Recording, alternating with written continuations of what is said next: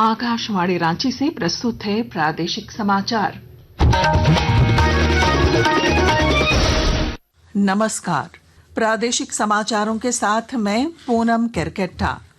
9 सितंबर को होने वाले उपराष्ट्रपति चुनाव को लेकर सरगर्मी तेज हो गई है।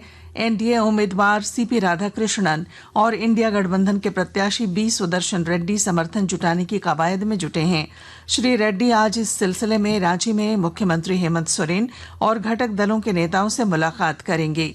मुख्यमंत्री आवास पर होने वाली इस बैठक में इंडिया गठबंधन के सहयोगी दलों के नेता और सभी सांसदों को मौजूद रहने को कहा गया है। सूत्रों से मिली जानकारी के अनुसार बैठक के बाद मुख्यमंत्री हेमंत सोरेन इंडिया गठबंधन के सांसदों का श्री रेड्डी को समर्थन देने की औपचारिक घोषणा करेंगे। रक्षा राज्य मंत्री और रांची के सांसद संजय सेठ आज सरायकेला खरसावा में आयोजित दिशा की बैठक की अध्यक्षता करेंगे। मौके पर उन्होंने जिले में संचालित विभिन्न योजनाओं की प्रगति की जानकारी ली और इसमें तेजी लाने का निर्देश दिया। बैठक में अन्य लोगों के अलावा खरसावा विधायक दशरथ गगराई, ईचागढ़ विधायक सविता महतो, जिला परिषद अध्यक्ष सोनाराम बोदरा और जिले के वरीय अधिकारी भी मौजूद रहे। केंद्रीय मंत्री सह कोडरमा सांसद अन्नपूर्णा देवी ने राष्ट्रीय लघु उद्योग दिवस की शुभकामनाएं दी हैं। उन्होंने एक सोशल मीडिया पोस्ट में कहा कि लघु, सूक्ष्म और मध्यम उद्यम भारत की आर्थिक प्रगति की असली ताकत हैं, जिनमें आज लाखों महिलाएं नई पहचान बना रही हैं। सीएनटी एक्ट का उल्लंघन कर बड़े पैमाने पर आदिवासियों की जमीन खरीदने के मामले में सीबीआई की विशेष अदालत आज पूर्व मंत्री एनो सिक्का और उनकी पत्नी मेनन एक्का समेत कुल 10 दोषियों को सजा सुनाएगी। कल अदालत ने सभी को दोषी करार दिया था।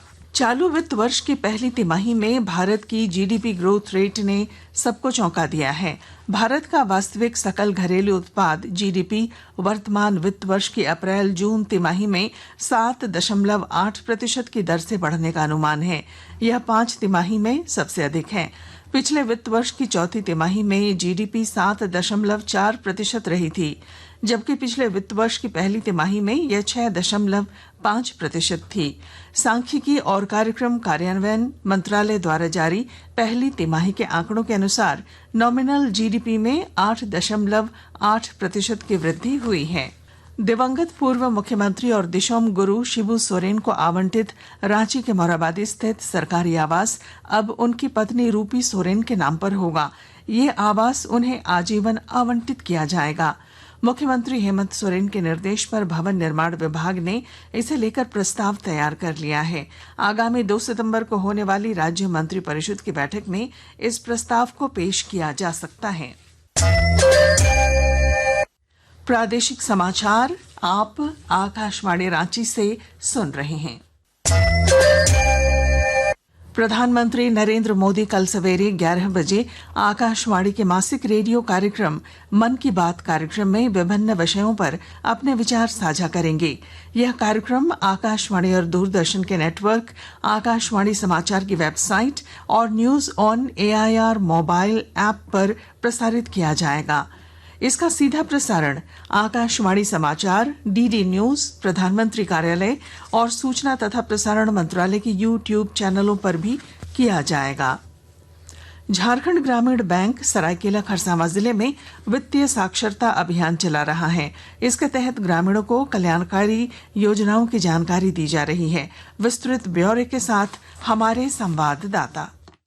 सरायकेला खरसावां जिले में झारखंड ग्रामीण बैंक वित्तीय साक्षरता अभियान चला रहा है। इस अभियान के तहत लोगों को विभिन्न सरकारी योजनाओं और बैंकिंग सेवाओं के बारे में जानकारी दी जा रही है। लोगों को प्रधानमंत्री जीवन सुरक्षा बीमा योजना, जीवन ज्योति बीमा योजना, अटल पेंशन योजना और दुर्घटना बीमा के बारे में बताया जा रहा है। इसके अलावा झारखंड ग्रामीण बैंक के क्षेत्रीय प्रबंधक श्रीकांत कठारे लोन से संबंधित जानकारी भी दे रहे हैं। किसानों को पीएमएफएमई, पीएमईजीपी और केसीसी लोन जैसी योजनाओं के बारे में जानकारी दी जा रही है। गोलक बिहारी, आकाशवाणी समाचार, सरायकेला खरसावां। शहीद निर्मल महतो मेडिकल कॉलेज और अस्पताल में कल चिकित्सकों के साथ हुए दुर्व्यवहार की घटना को लेकर उपायुक्त आदित्य रंजन की अध्यक्षता में बैठक हुई। इस मौके पर उपायुक्त ने ड्यूटी पर मौजूद न रहने वाले होमगार्ड के जवानों पर त्वरित कार्रवाई का निर्देश दिया। करम पर्व से पहले राज्य सरकार की ओर से मैया सम्मान योजना की 13वीं किस्त के रूप में 2,500 रुपए की राशि लाभुकों के बैंक खातों में भेजी जाएगी। इस संबंध में सामाजिक सुरक्षा विभाग ने सभी जिलों को दिशा निर्देश जारी कर दिए हैं। और इसके साथ ही आकाशवाणी रांची से प्रादेशिक समाचार का ये बुलेटिन समाप्त हुआ। अगला प्रादेशिक मुख्य समाचार शाम 4 बजे प्रसारित किया जाएगा। नमस्कार।